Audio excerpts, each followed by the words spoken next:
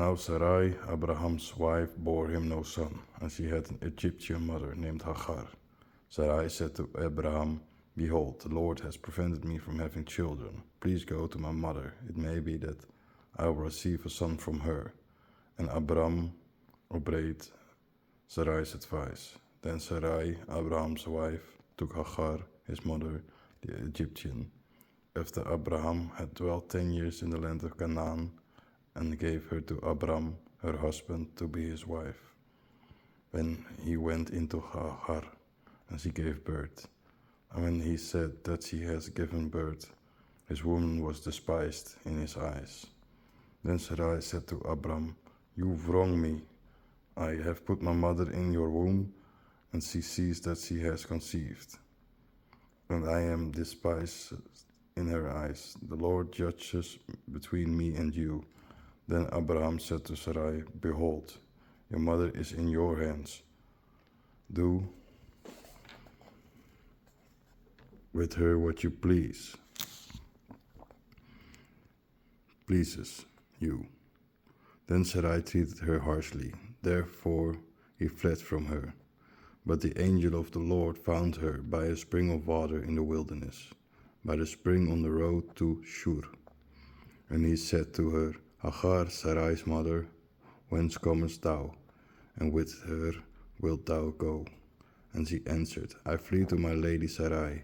Then the angel of the Lord said to her, "Return to your lady, and humble yourself under her hands." Then the angel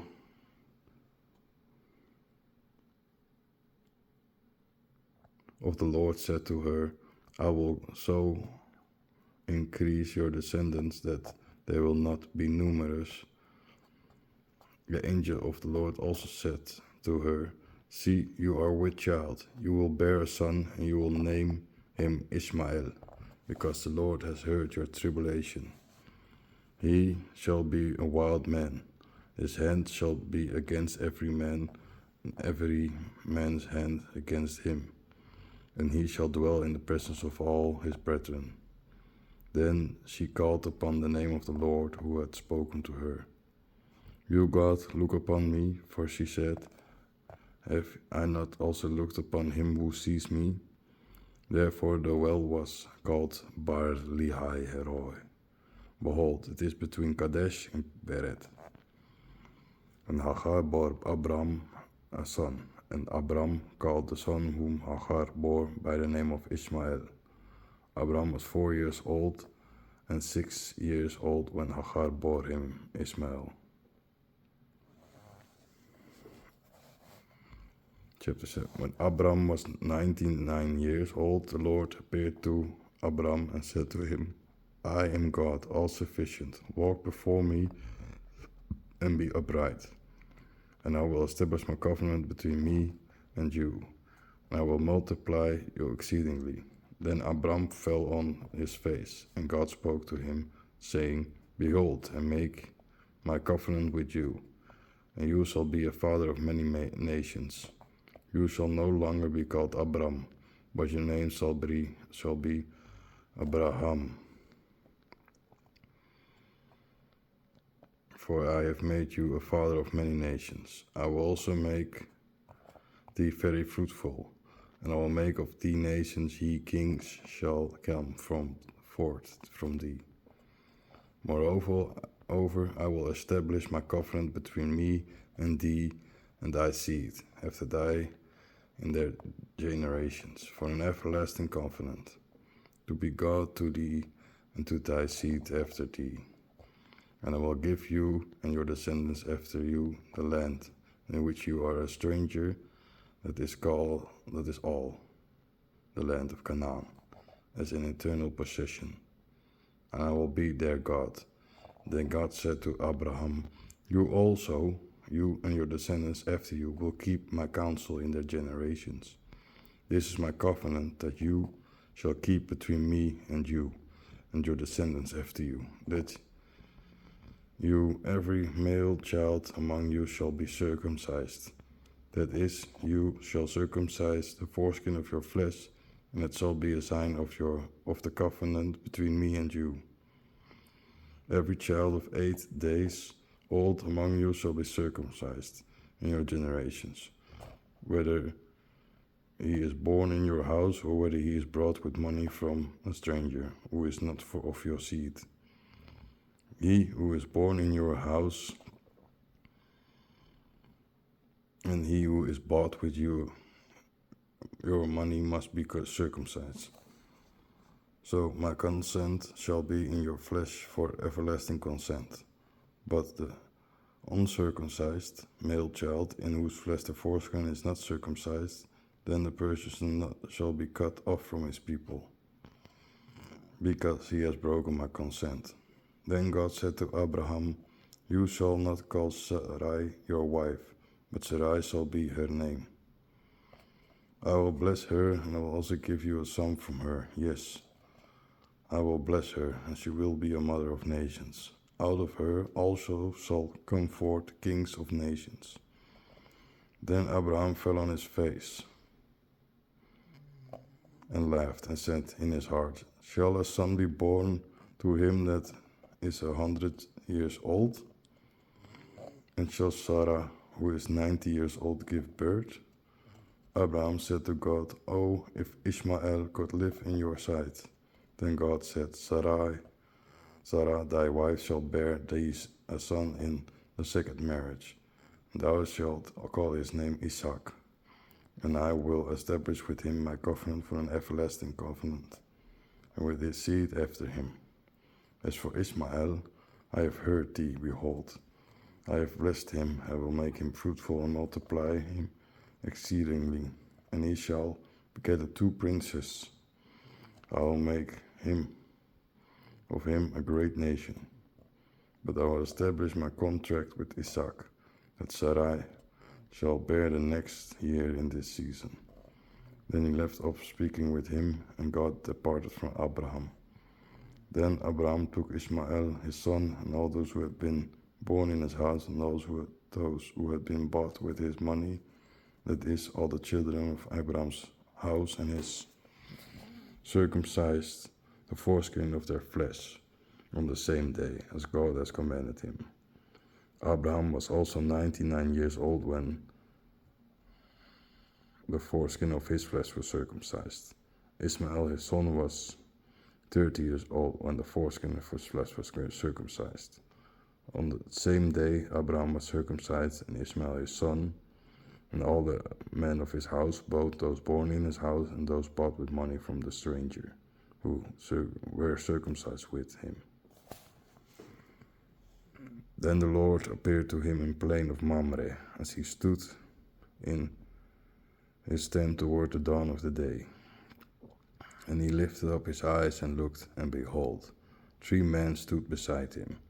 And when he saw them, he ran to them from his tent and prostrated himself on the ground. And he said, Lord, if now I have found evil in your eyes, please do not turn away from your servant. Please have some water brought to you. Wash your feet and rest under the tree. Then I will bring you a morsel of bread, that you may comfort your hearts. After which you shall resume your way, for you have come to your servant. And they answered, do as you have said. Then Abraham hurried into the tent to Sarai, and said to her, Prepare at once 3 measures of fine meat, knead it and make cakes on the hearth. Abraham ran to the beast and took a tender and good calf and gave it to the servant, who hurried to prepare it. Then he took the butter and the milk and the calf that he had prepared and put it before them and stood near them under the tree, and they ate. Then they said to him, Where is Sarai, your wife? And he answered, Behold, she is in the tent. Then he said, Surely I will return to you according to the time of life. And behold, Sarai, your wife, will have a son. And Sarai heard in the tent that was behind him. Abraham and Sarai were now old and tried with age, and Sarai was no longer like woman. Therefore Sarai laughed in herself, saying, After I grow old, and my Lord also shall I be able to have lust? The Lord said to Abraham, Why did Sarah laugh so high, saying, Will I surely have a son that I am old? Is there anything difficult for the Lord? At the appointed time I will return to you, according to the time of life, and Sarai will have a son. But Sarai denied, saying, I did not laugh, for she was upon us. And he answered, Not so, for you laughed. Then the man rose up from there and looked toward Sodom. And Abraham went with them to bring them on the road. The Lord said, Should I conceal from Abraham what I do, seeing that Abraham will become a great and mighty nation, and all the nations of the earth will be blessed in him? For I know that he will command his sons and his household after him to follow the way of the Lord, to do justice and equity, so that the Lord will bring upon Abraham what he has told him. Then the Lord said, For the weeping of Sodom and Gomorrah is great, and their sin is very grievous. Now I will go down and see if they have done everything according to the cry that was presented to me. And if they have not, I will know. The men turned and went toward Sodom, but Abraham still stood before the Lord. Then Abraham turned away and said, Do you want to destroy even the righteous with the wicked? If there are 50 righteous in the city, will you destroy and not spare the place for the 50 righteous there? Let it be far from thee to do the things to kill the righteous with the wicked, and let the righteous be like the wicked. Let it be far from thee. Shall not the judge of all the world do good? The Lord answered, If I find in Sodom 50 righteous in the city, I will spare the whole place for them. Abraham swore, Behold, I have begun to speak to my Lord, and am but dust and ashes. If 5 or 50 righteous ones are missing, will you destroy the whole city for 5? And he said, If I find 5 and 4, I will not destroy it. But he spoke to him again and said, What if 4 are found there? Then he answered, I will not do it for the sake of 4 persons. Then he said, Let not my Lord be angry, because I said, What if 3 persons were found there? Then he said, I will not do it if I find 3. And again he said, Behold, now I ask to speak to my Lord. What if 20 are found? And he answered, I will not destroy it for the sake of the 20 years old. Then he said, My Lord will not be angry now, and I will speak only this time. What if 10 are found there? And he answered, I will not destroy it for the sake of 10. And the Lord went his way, having spoken to Abraham, and Abraham returned to his place. At the break of day, 2 angels came to Sodom. Lot stopped at the gate of Sodom, saw them, and rose to meet them, and prostrated himself with his face to the ground. Then he said, My lords, I beg you now to go into the house of your servants, and to stay all night and wash your feet. Then you will get up early and go your way. Those said, No, but we will stay on the road all night. Then he begged them earnestly, and they turned to him and came to his house. And he made them a feast, and prepared leavened bread, and they ate.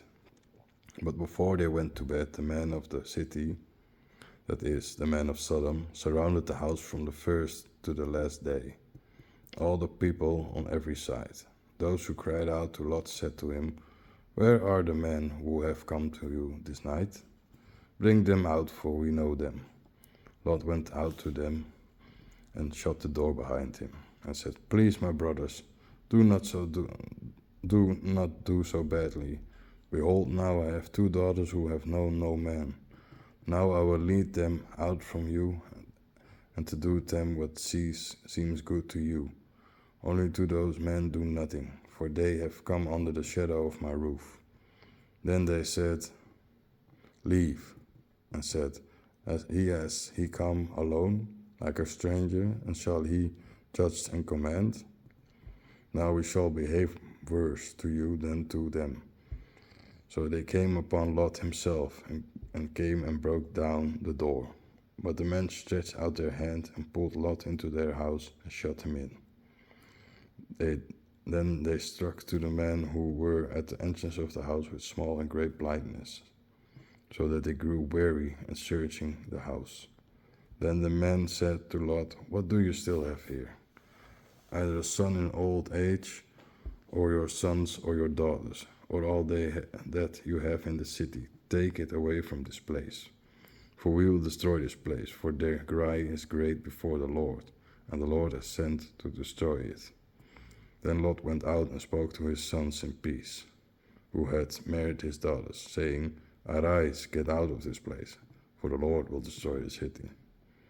But this to his sons in peace, it seemed as if he had mocked them. When morning dawned, the angels intimated to Lot, "Arise, take your wife and your 2 daughters who are here, lest the chastisements of the city destroy you." While he was prolonging time, the man took him, his wife, and his 2 daughters by the hand. The Lord was merciful to him, brought him home, and put him outside the city. When they had brought them out, the angel said, "Flee for your life. Do not look behind you, and do not stay in all the plain. Flee to a mountain, or you will be destroyed." Lot said to them, "Not so, please, my lord. Behold, your servant has found favor in your sight, and you have exalted your mercy, which you have shown me by saving my life. And I cannot flee to a mountain unless someone takes me and I die. See now the city to flee to, which is small, or let me flee there. It is not small, and shall my soul abide here?" Then he said unto him, "Behold, I received thy request also this point, that I will not overthrow this city because of what thou hast said. Make haste, go there, for I cannot do anything until you have come." Therefore the name of the city was called Zoar. The sun rose on the earth when Lot entered Zoar. Then the Lord rained on Sodom and Gomorrah, the brimstone and fire of the Lord from above. And he destroyed those cities, and all the plain, and all the inhabitants of the city, and all that was scattered from over the earth. His wife behind him looked back and became a pillar of salt. And Abraham arose early in the morning and went to the place where he had stood before the Lord. And looking toward Sodom and Gomorrah and toward all the land of the plain, he saw the smoke of the land rising up like the smoke of a furnace. But when God destroyed the cities of the plain, God thought of Abraham and sent Lot out of the midst of destruction. When he destroyed the cities in which Lot dwelt, Lot departed from Zoar and went to dwell in the mountains with his 2 daughters.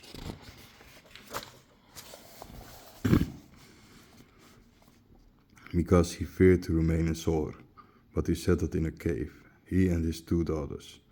The elder said to the younger, "Our father is old, and there is no man on earth who can enter his house in the way of all the years. Come, let us make our father drink wine and lie with him, to preserve our father's seed."